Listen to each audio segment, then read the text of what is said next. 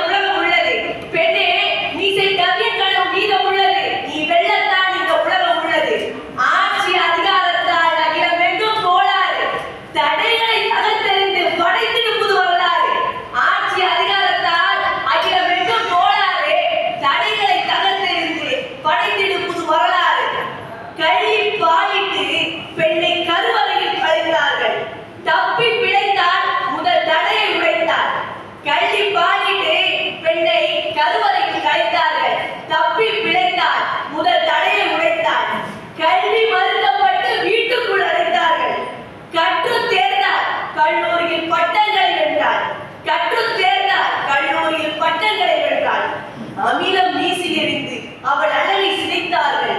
ஆணவ படுகொலையில் அவள் வாழ்க்கையை முடித்தார்கள். அமிலம் வீசி எறிந்து அவள் அழகை சிதைத்தார்கள். ஆணவ படுகொலையில் அவள் வாழ்க்கையை முடித்தார்கள். பாலியல் வன்கொடுமையை பள்ளி சிறுமிக்கும் கொடுத்தார்கள். பாதுகாப்பு பந்தத்தை பாரதத்தில் விதைத்தார்கள்.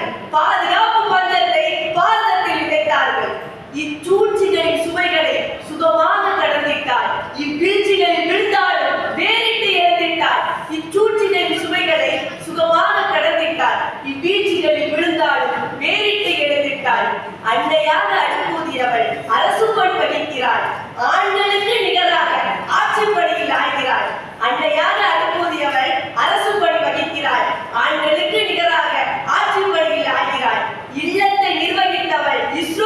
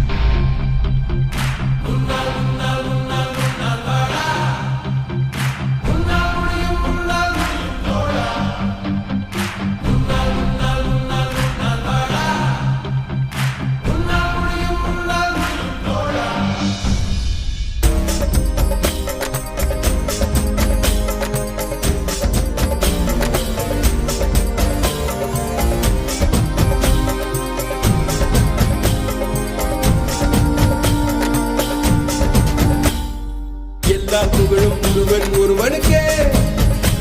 நீ நதி போல ஓடிக்கொண்டிரு, எந்த பேர் வைக்கும் வெற்றிகள் பேர் வைக்குமே, உன்னை உள்ளத்தில் பூர் வைக்குமே. எல்லா புகழும் ஒருவன் ஒருவனுக்கே. நீ நதி போல ஓடிக்கொண்டிரு, எந்த பேர் வைக்கும் வெற்றிகள் பேர் வைக்குமே, உன்னை உள்ளத்தில்